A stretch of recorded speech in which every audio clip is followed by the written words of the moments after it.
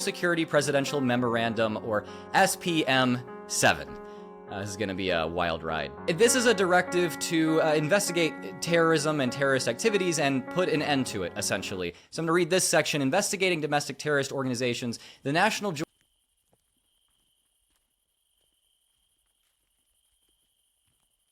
Joint Terrorism Task Force and its local offices shall coordinate and supervise a comprehensive national strategy to investigate, prosecute, and disrupt entities and individuals engaged in acts of political violence and intimidation designed to suppress lawful political activity or obstruct the rule of law. This strategy shall include the investigatory and prosecutorial measures set forth in this section. Here's what we're really here to talk about today. Common threads animating this violent conduct include anti-Americanism, anti-capitalism, and anti-Christianity, support for the overthrow of the United States government, extremism on migration, race, and gender, and hostility toward those who hold traditional American views on family, religion, and morality. Now, just for being an atheist in the United States, I get called a lot of these things all the time, particularly anti-American and anti-Christian. Nick Fish, you are the president of American Atheists. Certainly you're called these things regularly, regardless of how peaceful and good for society your organization is.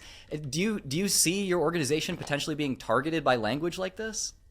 Yeah, and I mean, I think this is the intention of this order, or this memo, is to actually stifle and silence lawful political speech. There are those of us out there who care very deeply about the way that America is set up, the way that our government is descending into outright authoritarianism.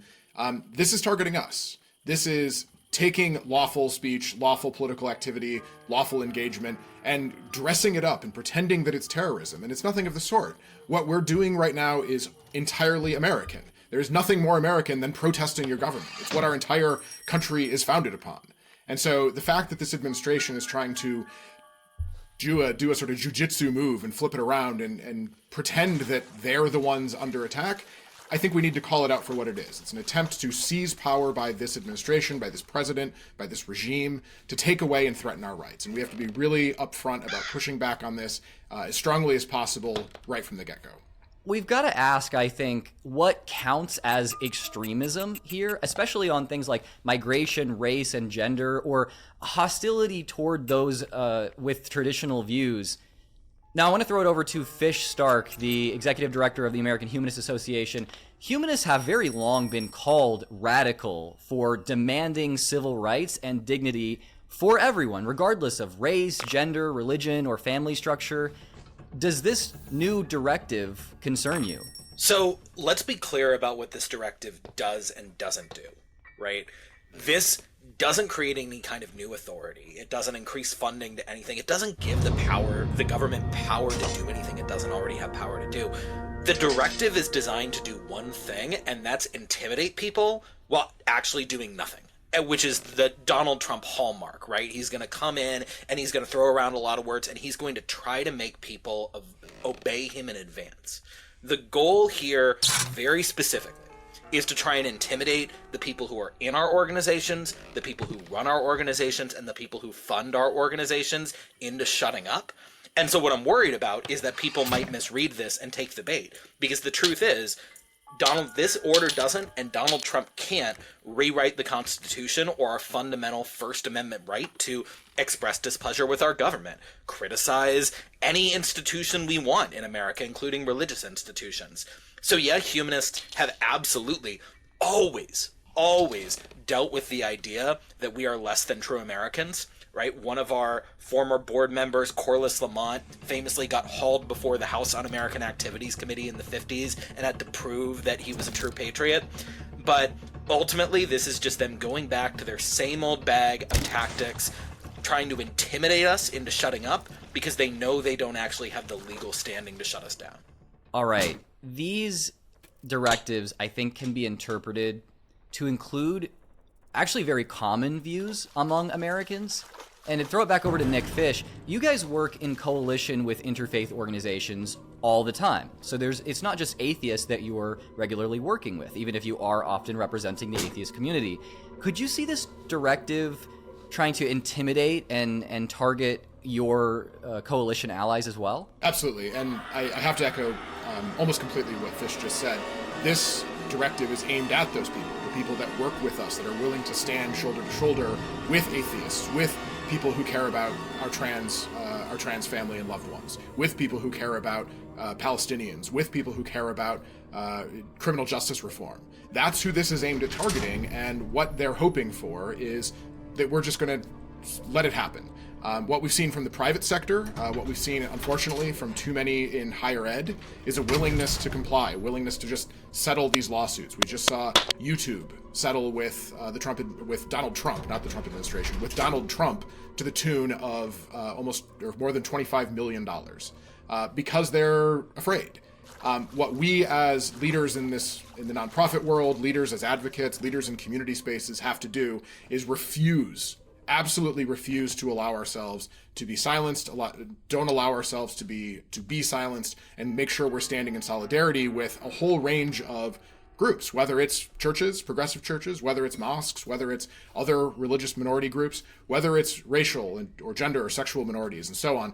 We have to be willing to stand in solidarity with those folks and stand in front of this administration as they bumble and fumble around flailing. And the unfortunate reality is that flailing, people get hit, people get hurt by that. Just because they're grabbing for whatever power they can doesn't mean that they're not going to get people caught up in the immense power of the federal government. And I think we have to be honest with people about that. That even though, as Fish said, this order doesn't create any new authority, doesn't cite any new authority, it doesn't, you can't just create that stuff from whole cloth. They still are going to make the process hell. And they're going to do that in a way that is intended to harass and intimidate people, and we can't allow them to do that. I think it's really important that we don't let this gaslight us either. They're portraying all of these things, these progressive and humanist values, as being inherently violent, when we know full well that all of these ideas are informed by an opposition of violence, particularly state violence in these cases, or the persecution of minorities in any context. I think that what we're seeing is a kind of gaslighting where they're attempting to define resistance of fascism as a type of fascism itself. I mean, what is it they say? A hit dog hollers, right? Like, I'm not going to be lectured about traditional American views on family by someone who's on his third wife, and I'm not going to have it implied to me that I support acts of violent revolution by someone who encouraged his supporters to storm the Capitol on January 6, 2021, and is spending more of his time fighting to get pardons for people who tried to undermine our democracy than fighting to get grocery prices down or gas prices down. Ultimately, there is this wild assertion by the Trump administration that somehow humanist organizations or leftist organizations promote violence. The truth is, we as humanists have always consistently said all human life is equally valuable and we're on the side of peace. Meanwhile, President Trump is promoting the U.S. military's extrajudicial actions against non-combatants in places like the Caribbean, right? They are signing off on Benjamin Netanyahu's genocide in Gaza. They are promoting and propagating political violence when it suits their purposes, and they're turning around and pointing the finger at and trying to silence organizations who are saying, no, you can't devalue human life like this. I think this is a good opportunity to turn it over to you, Fish, for a second, to just tell me what the American Humanist Association actually does. You're obviously not promoting these kind of extremist behaviors, so what do you guys actually do? What are they coming after you for doing? Look, humanism is a belief system that for 100 years in America has said, science tells us what's real, empathy tells us what's right, and our moral duty is to treat people and the planet decently. That's it. That's the whole tweet.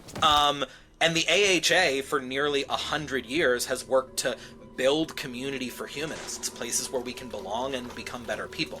So what we do is we bring people together in about 250 local groups around the country to talk about what we believe, to try and learn from one another, and then to make a difference in our communities. We combine that with legal work and legislative advocacy to make sure that we protect the separation of church and state and the freedom of and from religion, not just for humanists, but for everyone with minority religious belief.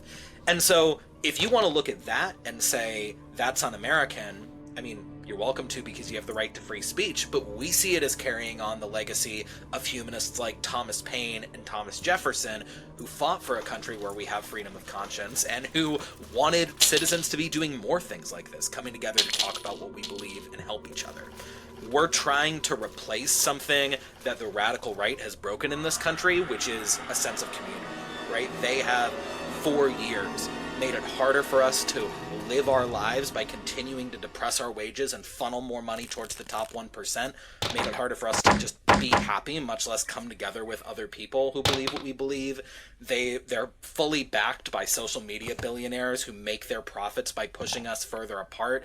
They keep taking money away from the things like schools and community centers and the arts that bring people together, and then they call the people who are trying to fix the problem violent, and they say the only solution is prayer. I think it's a pretty clear con, but we've been calling it out for a long time. We're not going to stop. Well, I love and support what you guys do so much. I'm proud to be a member of the AHA and to work with you guys regularly. I want to encourage everyone watching right now to go become a member of the AHA as well. The link is in the description and in the pinned comment. I'm actually going to do a Discord hangout over on the AHA Discord. That's going to be on October the 6th at 6 p.m. Just sign up for AHA membership at that link, and you'll get access to their Discord. So again, guys, click that link in the description and pin comment and become a part of the AHA and join me on Discord. You are going to be supporting an amazing organization by doing that. They are working to change the world for the better. So thank you so much to the AHA for sponsoring this video. I love you guys. We love you too, Drew. You guys have hit on this a bit already, but I want to make sure that we hit this pretty hard. Documents like this are usually not published. They're usually internal documents. So what's the purpose of publishing something like this and making such a big media sensation of it? It's clearly to scare people like us, right? Yeah, I mean, 100%. And I think Fish already mentioned this as well, that this is intended to be an intimidation tool. Fundamentally, our organizations and the groups that they're purporting to target are engaged in lawful, politically patriotic, unimpeachably American actions here. And what they're trying to do is recast protesting this regime and the actions of this regime as anti-American. And there is nothing further from the truth. And so, what they're trying to do here is get us to comply in advance, and we're not going to do it. As Fish said, and as you just pointed out, Drew, this isn't anything new. Our government has tried to use the power of the federal government in the past to silence people, to silence dissent, dragging people in front of committees of Congress, having the FBI investigate them. The difference, as you say, Drew, is that this is happening out in the open, and I think it speaks to the weakness of this administration, the fact that they know that their actions are so unpopular that they feel that they need to put it out to show the illusion of doing something instead of actually doing something, because there's nothing to do here. There's not some vast left-wing conspiracy funding political violence. It simply is not happening.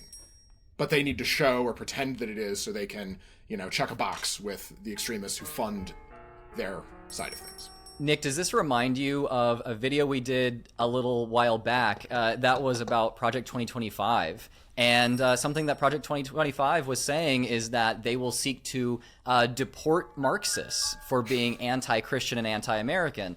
And we said in that video, regardless of whether you're a Marxist or not, being an atheist is something that is often associated with being a Marxist, especially in the United States. And so it's kind of pretext to deport people for being atheists, or at least not a part of the kind of religious status quo. And I'm just seeing that echoed here. Oh, 100%. And I think, I'll mention Fish specifically and the AHA have been targets of this. When they were attacking our partners at Humanist International, they specifically said, these humanists, they're Marxists. They're secretly communists because they're humanists. And that they explicitly said that. Members of Congress said that because they're so uninformed. They're so fundamentally incurious about how other people might believe that they use these terms as just sort of exclamation marks or emotive, emoticons to say, these un-American communists who hate Christianity. And it's like, guys, you're just speaking nonsense here. And what they're trying to do, and unfortunately, we've seen so much of Project 2025 come to pass. We've seen the Secretary of State, Marco Rubio, use people's political speech as a pretext to threaten them, to deport them, to take away their visas, to cancel their immigration status. And in fact, a federal court today, the day we're recording this, issued just this immense ruling saying that categorically the First Amendment protects all people, not just citizens, all people in the United States. First Amendment protects their ability to say things that might be controversial. In fact, that's what the First Amendment's intended to protect, is controversial, difficult speech. So we're seeing people pushing back. We're seeing the courts, in some cases, push back. Not the Supreme Court, but trial courts. And that's really important to remember. It's why we have to keep fighting. It's why we have to stand in solidarity with groups like immigrants, with groups like Palestinian Voices, with groups like our trans family and friends. That's who we have to be fighting for, because those are the people that are first on the list. Those are the people that are being targeted right now by this administration. Just because they're not coming after the American Humanist Association and American atheists right this moment that we know of, doesn't mean that we're not next. But all of these groups that I'm talking about are also part of our tapestry of civil rights and advocates that care about these issues. Now, part of this memorandum does specifically mention that the IRS will apparently come after nonprofits who are deemed problematic by the criteria that we have covered here.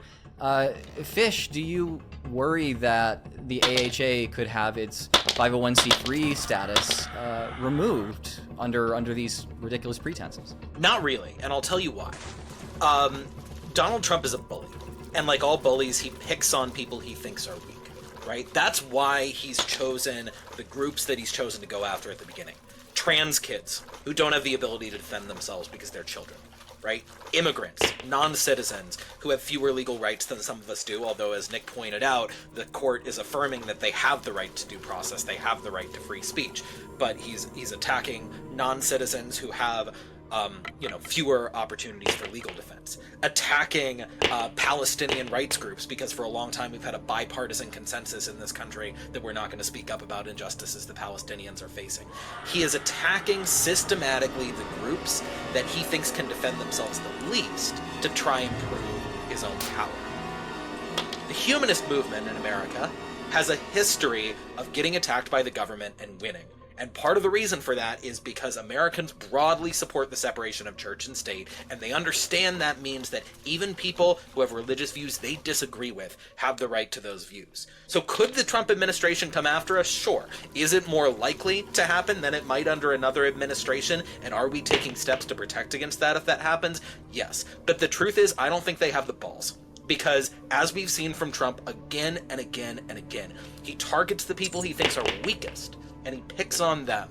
That is in part why the most important thing we can do right now, rather than holding our fire or trying to defend ourselves, is speak up for the people that he is targeting, not just because it's the humanist thing to do, to stand up for people who are being targeted. But if we stop him now, and if we erect a really, really strong wall of defense around these vulnerable communities he's attacking, people are going to get tired of this charade real fast. They already are. They're going to get tired of these constant witch hunts rather than him doing anything to attempt to make life better for working people in America or releasing the Epstein files. And he's going to lose all the political capital that he has to do even what he's doing now. I'm glad that you guys have mentioned trans people and the just incessant attacks on their basic human rights and liberties.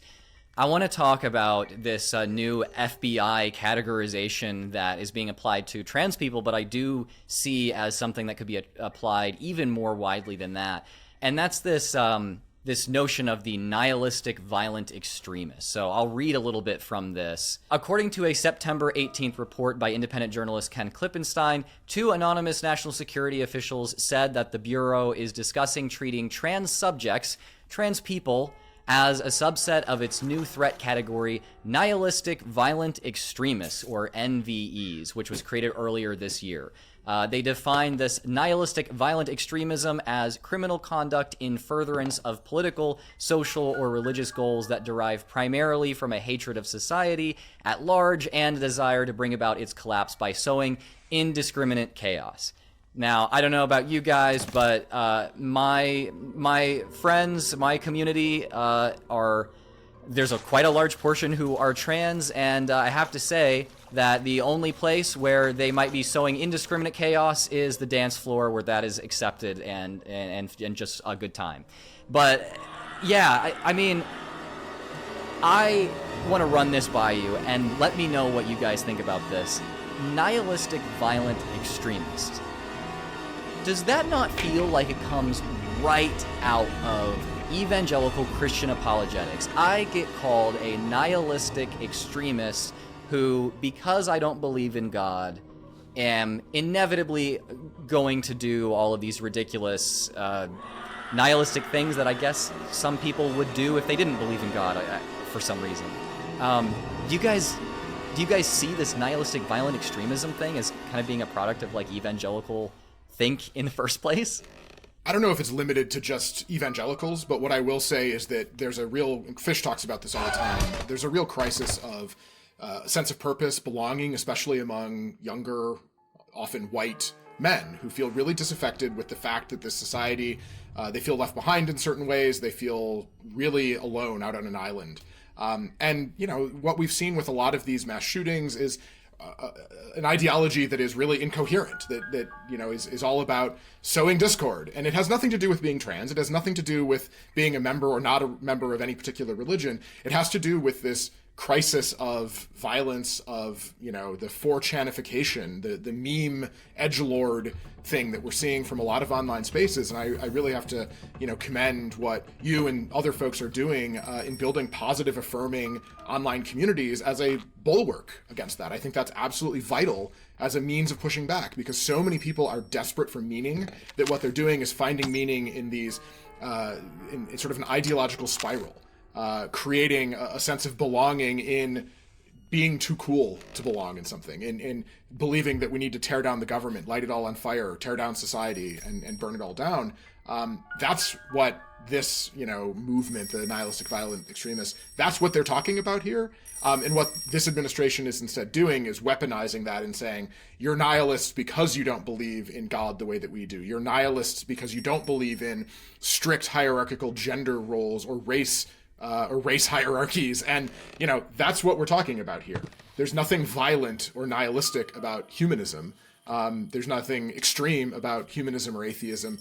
There's nothing of the sort. In fact, we believe that this is the one life we have to live. It's anything but nihilistic.